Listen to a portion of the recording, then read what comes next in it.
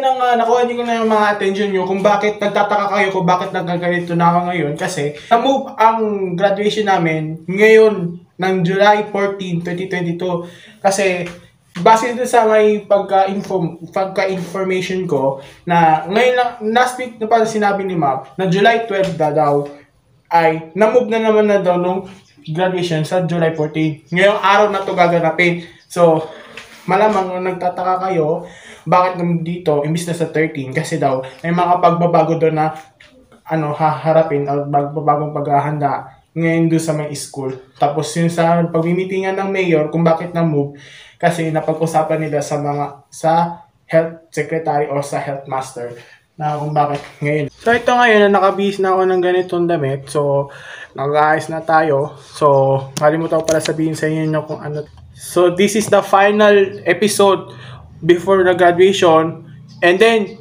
during the graduation. So paano na yan? So hanggang ngayon lang to. So pag sama-samahin natin ang mga days for episode 1 to episode 7. And then abangan nyo lang sa mga susunod na video kung ano ang aking gagawin. Ngayon. So sa palagay ko ngayon, naka-t-shirt ako ngayon. So mamaya nyo susuotin ng uniform ko kasiag-aayusan pa ako. So andun yung makeover kasi yung kasama ko na naman nag-makeup sa baba. So abangan nyo na lang kung ang buong detalye doon sa school, kung malaking pagbabago o ayun yung pinag-aandaan nila yung kakasabi lang ni Ma'am no sa July 14. Ayun. So mga 2 araw nila pinag-aandaan to. So mamaya pag sasamahan natin yan sa mga papanahon na ito. So again, this is the last episode of graduation. So a day during the graduation o sabihin natin ngayong araw na to at graduation natin. So eto na talaga napumogi na ako eh. So nagpatanggal ako ng balbas dito nung bago mag-cell group. So masakit nga lang kasi ng kaunti. So nagagapti pa yung ko nun eh.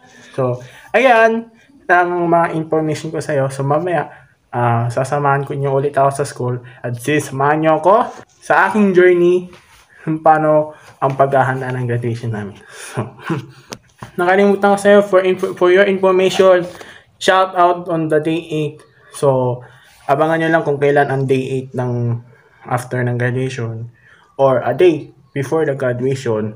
So, after ng graduation ko siya maghahanda ng shoutout. So, tapos na naman yung listahan ko eh. So, abangan nyo na lang. So, ngayon, bago tayo pumunta sa school at maghahanda lang ako saglit.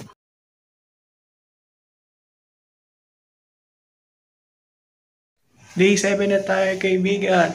And still, this is the last episode of the a day before the graduation. And then, papasok na tayo sa a day during the moving up celebration. Ngayong araw na to. So, time check lang natin, guys. Time check, 2:35 PM. So, naghahanda na tayo ngayon para sa papaglabit ng make up at hindi pa siguro nag-upisa. So, total na kapag ayos na ako. Ayan yung buhok ko. Bumalik na naman ang pagka-Park Solomon ko. Kapal ng mukha mo! Pero sa mukha naman parang kuwang-kuwa.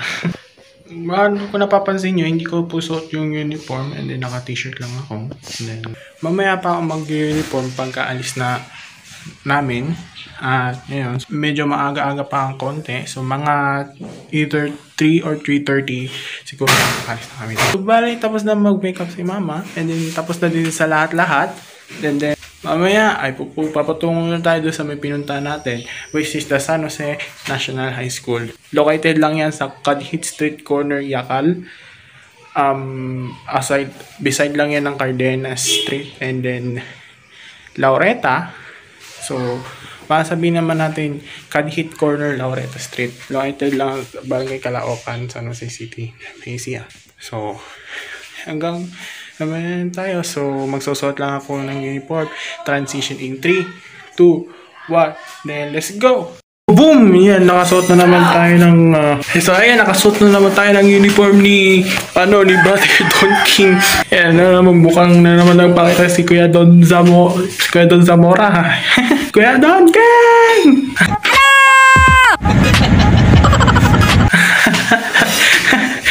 Tignan mo lang ang kalokohan mo! Baba mo!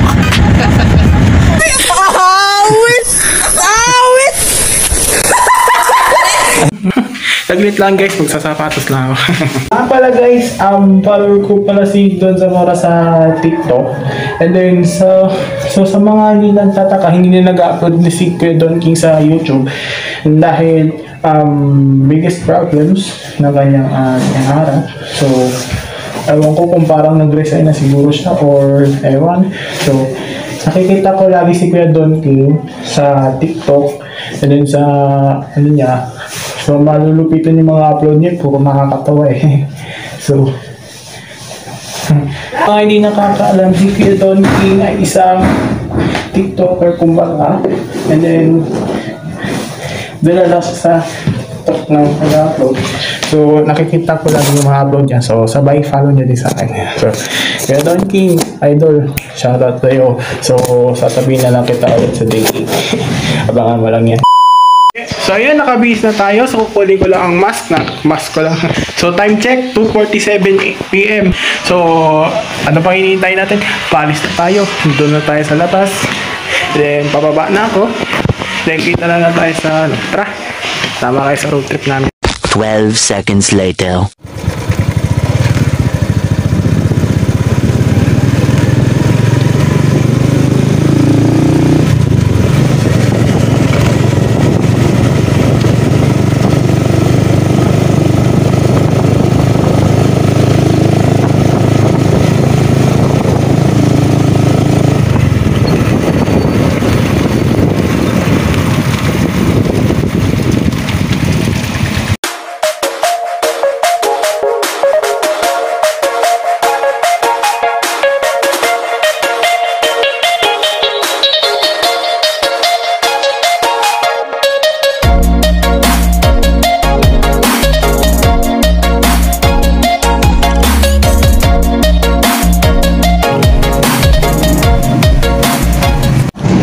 Nung isang araw, kukunti ng tao. Tapos ngayon, dumadami-dami na. So, hanapin natin yung 10 Aristotle. So, yun yung pag-asa gym. So, Sa 10 Aristotle nga daw. so dito, ito yung building ko nila. So, doon yung sa loob ng mga teachers. Ang dami pa pala tao dito. Kaya wag lang tayo masyado maingay dito. So, sunod lang tayo kay mama.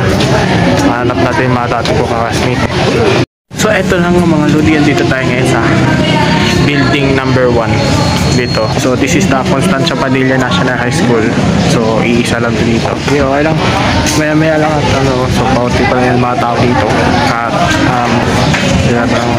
sila. Ito yung mga kasama ko. Ayan. Tapos kasi yung iba kasi pang malayuan yung iba eh.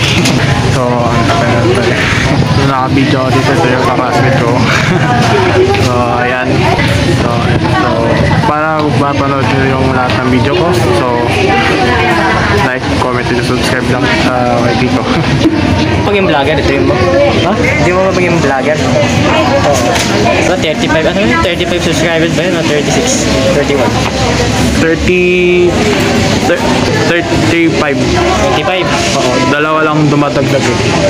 Kasi umabot na kasi ng mga 200 views eh. Kaya ganun eh.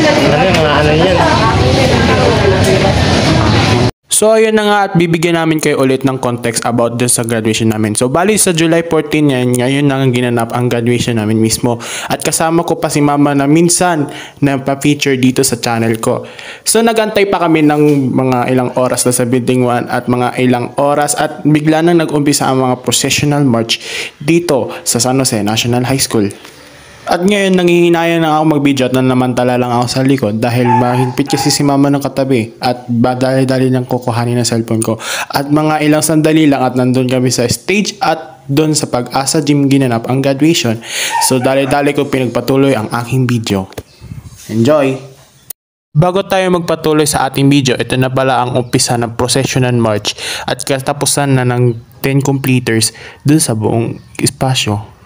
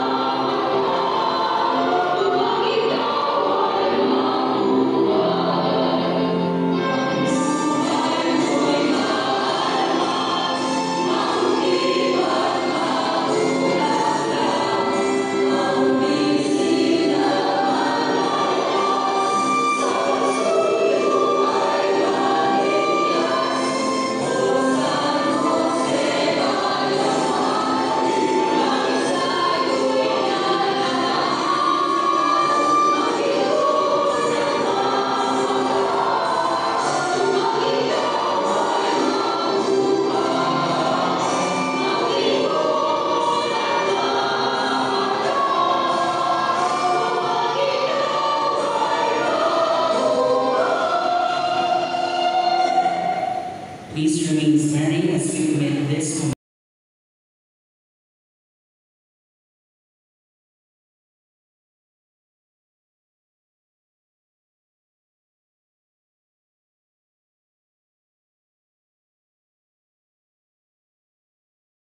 Edukasyon sa pagkakatao, Dr. Lord Dennis Leonardo. Of course, our monitoring supervisor, Dr. Beatriz Martinez. To the department heads and team players of San Jose City National High School, faculty and staff, to our proud parents, and of course, to the learners who are taga Batang City High. Magandang buhay, everyone. As a school head of San Jose City National High School, I have the honor to present the last batch of 1,457 competitors, batch 2021-2022, who passed all the requirements set by the Department of Education of the K-12 curriculum for your confirmation now. By virtue of the power vested in me by the Department of Education as the representative of Schools Division Superintendent, Dr. Johanna M. Herbacio, and upon the recommendation of your school principal for Dr. Vilma C. Nunez, that you have successfully completed all the requirements needed for the curriculum of the junior high school K-12. Today, July 14, 2022, I, Dr. Beatriz S. Martinez of Schools Division of San Jose City, hereby confirms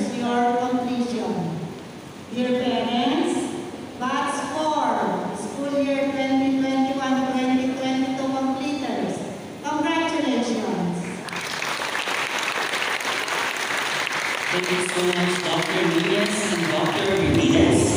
As it would mark the onset of a new and better normal. In this significant celebration in your life as learners, there are indeed great personalities whom you should rejoice with. For without them, these great accomplishments in your education would be nothing.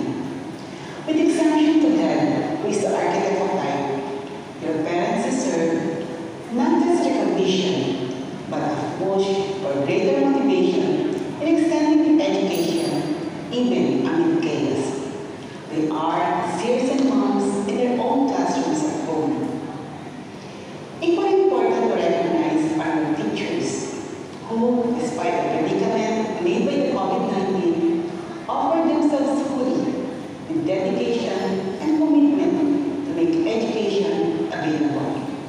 They are the unsung heroes at the peak of a difficult situation, the education frontliners. Imagine how they risk their lives delivering the educational services at the height of the pandemic. The school heads and other officials likewise deserve similar recognition as they serve with a transient leadership who guides the teachers in the classroom of varying learning modalities. In them resides a true and unconditional love and service in education. Our stakeholders also have a space for our appreciation. That during the times that we needed support, they were there, offering not only their hand, but also their heart. Dear graduates, today, your victory doesn't only mean looking back at the challenges we had, and to the persons who have important contributions to your education. It also means looking forward to a wider horizon of hope. The battle will soon be over, and our resilient mind and body will prevail over these adversities.